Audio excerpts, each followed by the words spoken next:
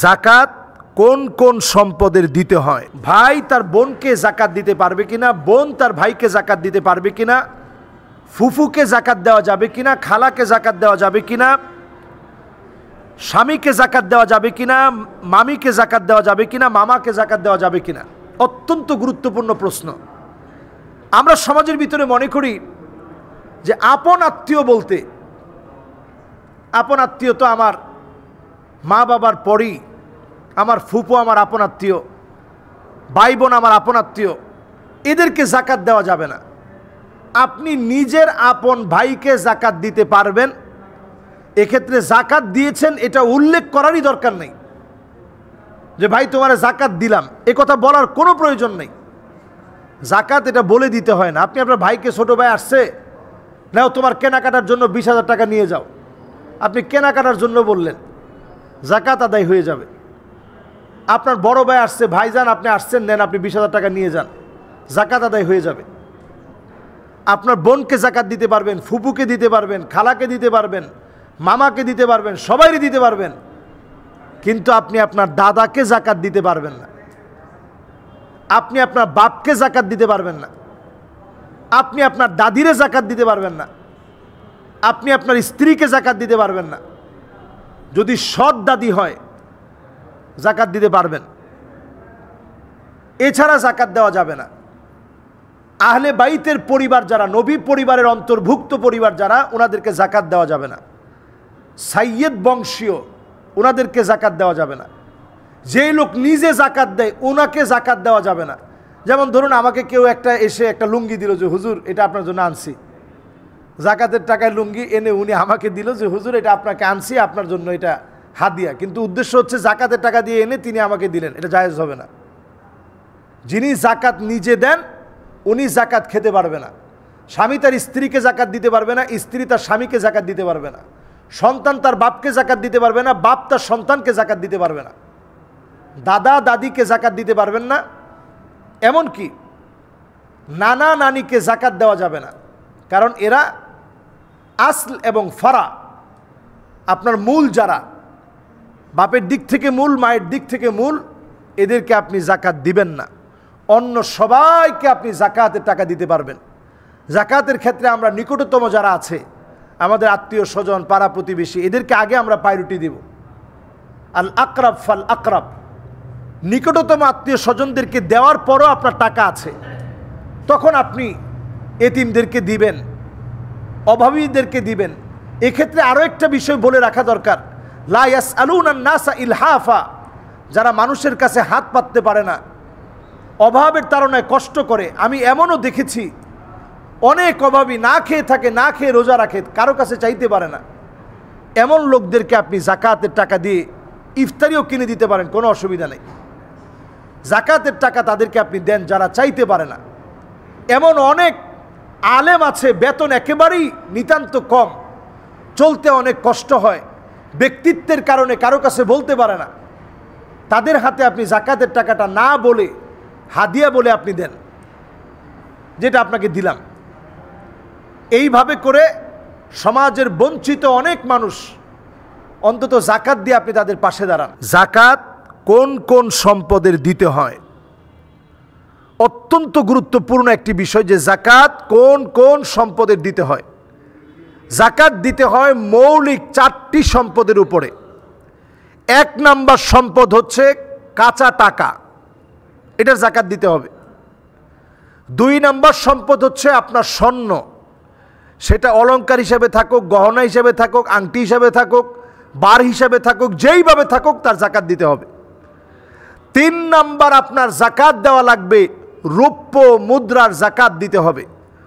রূপা আপনার কাছে আছে, সেই রূপা এটা যদি 52.5 ভরি সম পরিমাণের হয় আপনাকে জাকাত দিতে হবে। তাহলে জাকাতের জন্য স্বর্ণ পেলাম, রূপা পেলাম, জাকাতের জন্য পেলাম কাঁচা টাকা। এরপরে জাকাতের জন্যে জাকাত দেওয়া লাগবে আপনাকে আমাকে ওই সম্পদের উপরে। ধরুন একটা জমি আপনি কিনেছেন ব্যবসার নিয়তে, এই প্রোডাক্টের উপরে জাকাত দিতে হবে।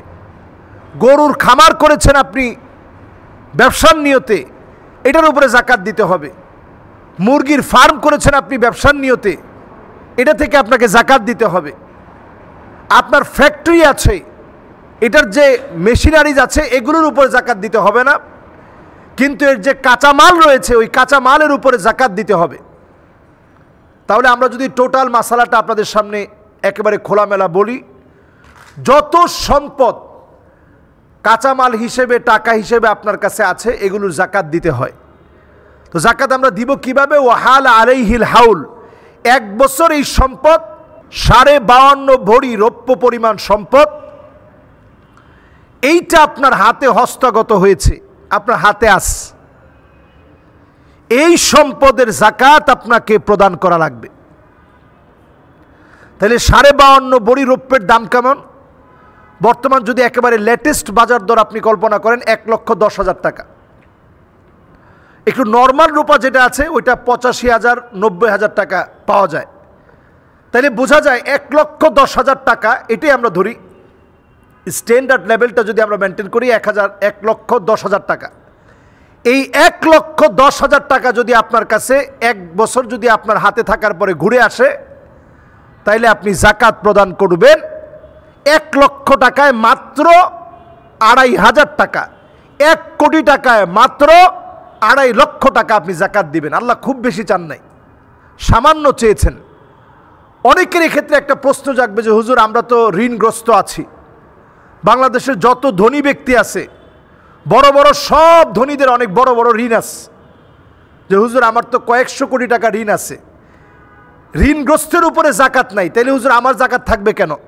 কারণ ঋণটা আপনি এখনই পরিশোধ করবেন না, আপনি নিয়তি করে রাখছেন ঋণটা আরও কয়েক বছর পরে আপনি দিবেন, এই জন্য এখন আগে আপনি যাকাত দেন।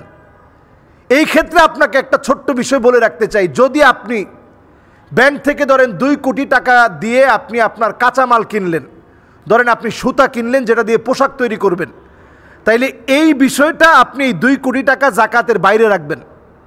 আর যাকাত যখন আমরা দিব এই ঋণের টাকাটা আমরা বাইরে রাখব, বাইরে রেখে আপনি হিসাব করবেন স্বর্ণে কতটুকু আছে, রূপে কতটুকু আছে, নগদ অর্থে কতটুকু আছে, মানুষের কাছে আপনি হাওলাত দিয়েছিলেন, কর্জে হাসানা দিয়েছেন, সেটা আপনি পাবেন, ওইটাও আপনার টাকা। প্রাইজ বন্ড কিনে রাখছেন, ওইটাও আপনার টাকা। শেয়ারে টাকা লাগিয়েছেন, ওইটাও আপনাদের টাকা। বন্ধুদের সঙ্গে ব্যাংকে একত্রে টাকা রেখেছেন, ওইটাও আপনাদের টাকা। এমনকি বন্ধুদের সঙ্গে একসঙ্গে ব্যবসা করতেছেন, ওইটাও আপনার টাকা। এই সব টাকাগুলো আপনি হিসাব করবেন। এমনকি আপনার স্ত্রীকে আপনি মহারণা দিবেন, এই মহারণা দেওয়ার আগে আপনার স্ত্রীর জন্যে মহারণা দিবেন, এই মহারণা দেওয়ার ঠিক আগ মুহূর্তে আপনি চিন্তা করছেন যে এই বছর 1 লাখ টাকা দিব, এই 1 লাখ টাকা বাদ দিয়ে, কারণ 1 লাখ টাকা তো আপনার স্ত্রী এখন পেয়ে যাবে আপনার কাছ থেকে, এই টাকাটা আপনি বাদ দিয়ে দিবেন, যাকাতের খাত থেকে এটা বাদ দিয়ে দিবেন, যাকাতের হিসাব থেকে এটা বাদ দিবেন। বাদ দিয়ে আমরা পাই টু পাই খাতার ভিতরে লিখব, হাতের ভিতরে স্বর্ণ হিসাবে কত আছে, রৌপ্য হিসাবে কত আছে, নগদ টাকা হিসাবে কত আছে, এরপরে মানুষের কাছে আমি হাওলাত পাবো কত টাকা, কাঁচামাল হিসাবে কত আছে, পকেটের ভিতরে কত আছে। যাকাত সম্পদের পবিত্রতা বৃদ্ধি করে। যাকাত যদি কেউ না দেয়, ইয়াউমা ইউহমা আলাইহা ফি নারি জাহান্নাম ফাতুকওয়া বিহা জিবাহুহুম ওয়া জুনুবুহুম ওয়া যুহুরুহুম হাযা মা কানাসতুম লিআনফুসিকুম। যাকাত যদি কেউ না দেয়, এই সম্পদ আপনার জন্যে জাহান্নামের আগুন হয়ে যাবে, জাহান্নামকে আল্লাহ তাআলা টেনে আনবেন, এরপরে শাস্তির সম্মুখীন করবেন।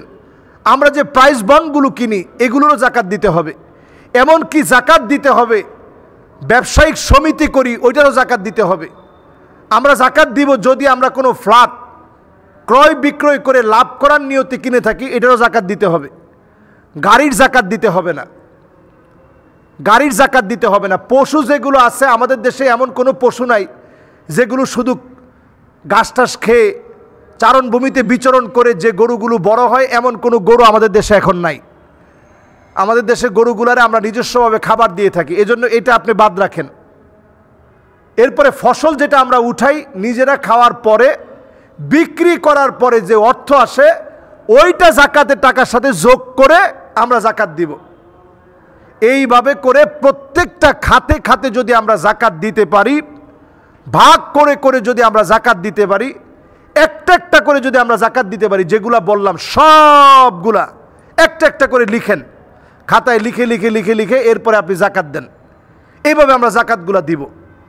আর জাকাত দিব না যারা ঋণগ্রস্ত, একেবারে অভাবী, যারা নিজেরা মিসকিন, যারা নিজেরা অভাবী, আরেকজনের কাছে জাকাত খেতে পারবেন, এমন লোকের আমরা জাকাত দিব না। এছাড়া সবাই যাদের উপরে নেশাব পরিমাণ সম্পদ হয়েছে 1,10,000 টাকা, রমাদানের একটা নির্দিষ্ট হিসাব করে রাখবেন যে 17 রমজান এবার দিছেন, আগামী বছর 17 রমজান আসলে আপনার নিসাব পরিমাণ একেবারে বছরটা পুরা হলো।